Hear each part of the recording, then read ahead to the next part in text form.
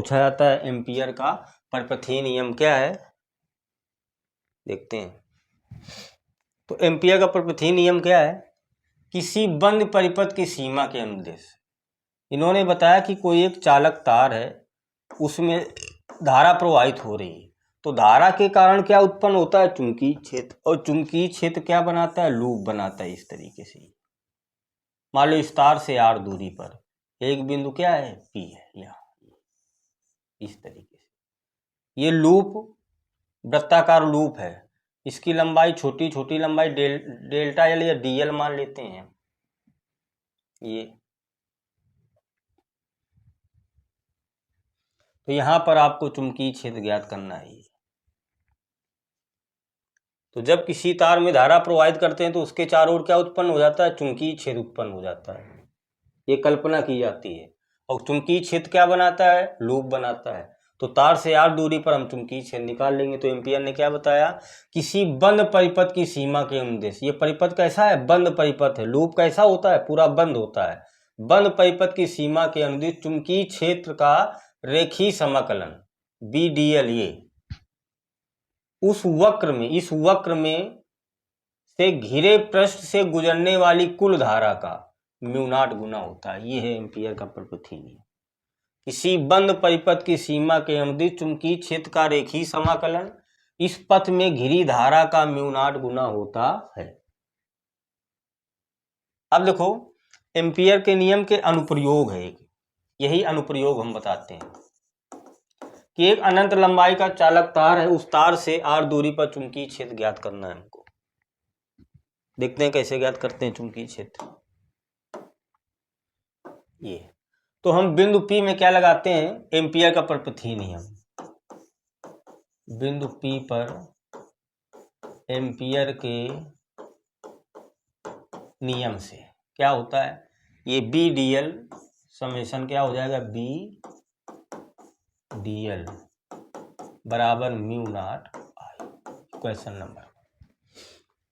अब परपथीय नियम के अनुप्रयोग पढ़ रहे हैं कि एक L लंबाई का तार है, उसमें धारा प्रवाहित हो रही है, तो उस तार से r दूरी पर कितना चुंबकीय क्षेत्र उत्पन्न होगा, वो हम व्यंजक पढ़ रहे हैं। इसी नियम का उपयोग करके, एम्पियर का परपथीय नियम का उपयोग करके, तो हमने क्या r बिंदु P में क्या लगा दिया? एम्पियर का परपथीय नियम। अब यहां पर देखते हैं B और dl ये दोनों एक ही दिशा में है, तो हम B वेक्टर डॉट dl बराबर क्या आ जाएगा? BdL cos theta.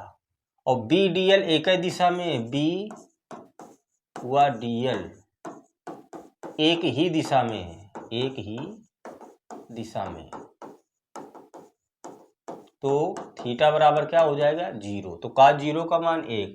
तो BdL B vector dot dl क्या आ जाएगा? BdL आ जाएगा इंटू cos 0। cos 0 का मान 1 बराबर आ जाएगा B इंटू dl आ जाएगा। अब हम समीकरण 1 में क्या करेंगे? BdL की जगह क्या लिख सकते हैं? B vector dot dl vector बराबर लिख सकते हैं BdL। ये बराबर क्या है? μ0 I। तो B निकालना है, समेशन dl बराबर μ0 इंटू I।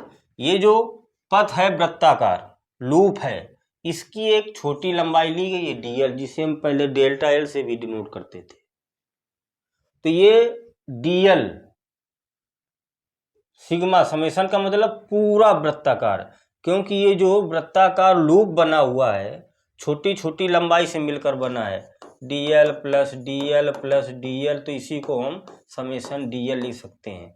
और ये जो l लंबाई का वृत्ताकार लूप है, ये पूरा वृत्त बन गया, तो क्या हम इसकी जगह 2πr भी तो लिख सकते हैं।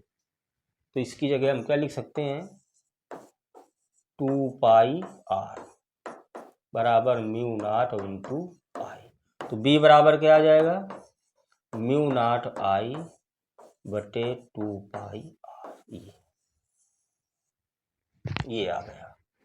ये हो गया एम्पियर का जो परपथीय नियम, उसका अनुप्रयोग हो गया कि अनंत लंबाई के सीधे धारावाही तार के कारण तार से यार दूरी पर चुंबकीय क्षेत्र कितना उत्पन्न होता है, इतना ही याद रखना। तो एम्पियर ने बताया कि किसी बंद परिपथ की सीमा के अनुदिश चुंबकीय क्षेत्र का रेखीय समाकलन पथ द्वारा घिरी धारा का म्यू नॉट गुना होता है। ये एम्पियर का प्रपत्ति।